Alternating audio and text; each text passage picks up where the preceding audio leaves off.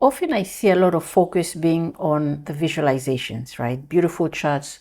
Of course, that's very important. The end user needs to quickly understand their data, what's going on, that's very important. But as a Power BI developer, for me personally, the important part of Power BI that we need to properly set up is the data model. Okay, identify your dimension tables, identify your fact tables, ensure that this the cross filter direction. I aim to always have it single, so it flows from the dimension tables down to the fact tables. So for me personally, as a Power BI developer, the foundation of my report is the model. If someone comes to me and asks for help about their Power BI project, the first thing I do is not look at their DEX measures, although, of course, some people have really fancy DEX measures. Okay, fine.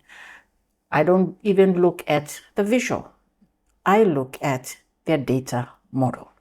Okay, because the data model is the foundation of your report. Just like the foundation of your house, you have to have a good foundation in place before you start building a beautiful house.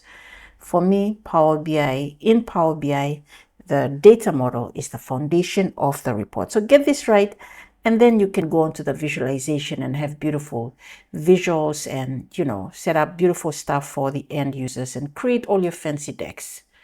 Okay, but before you do all that, make sure your data model is solid and it's well designed.